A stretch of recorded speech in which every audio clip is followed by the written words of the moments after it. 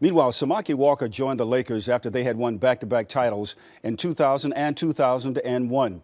And he played a very pivotal role in making it a three-peat in 2002, highlighted by a halftime buzzer-beating three in Game 4 of the Western Conference Finals against the Sacramento Kings. Our Jamie Maggio caught up with him for this week's edition of Legends.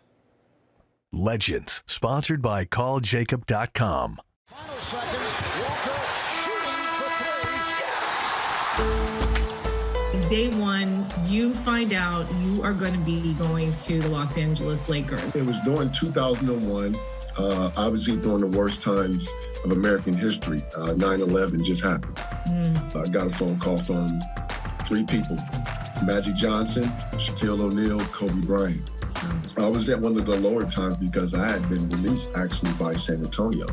It was crazy because I ended up driving to Los Angeles because of the 9/11. Everybody was scared. Nobody wanted to hop on planes at that time. And so I got a chance to replace Horace Grant, who is one of my favorite role players of all time.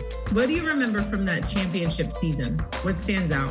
The calmness of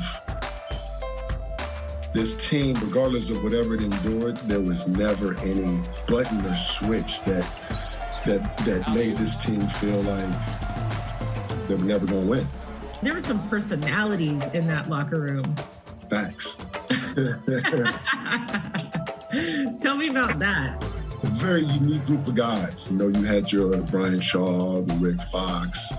Shaq was a big funny teddy bear. And a lot of people thought he was a big kid and he was funny, but I think he really understood the importance of having that locker room not so tense. Where Kobe probably preferred it that way. You know what I'm saying? So in real time, you got a chance to see these two guys approach winning championships, from two different ways. Both are successful and oftentimes bumped heads at it. But that's how greatness, iron sharpen iron. Phil Jackson was known to give his players a book based on something that he thought they should be reading. Did he ever gift you a book? And if so, what was it? The book was about confidence. I remember buying Shaquille O'Neal's first rap album, when I was in high school. So you're the only one. Probably so. That's funny. You're probably right. But going back to your point with Phil, his teaching from day one wasn't always being boisterous or loud. It was more so about being cerebral. How can I get this guy to think for themselves? Do you take anything that you learned from Phil Jackson into what you're doing today with camps? Absolutely.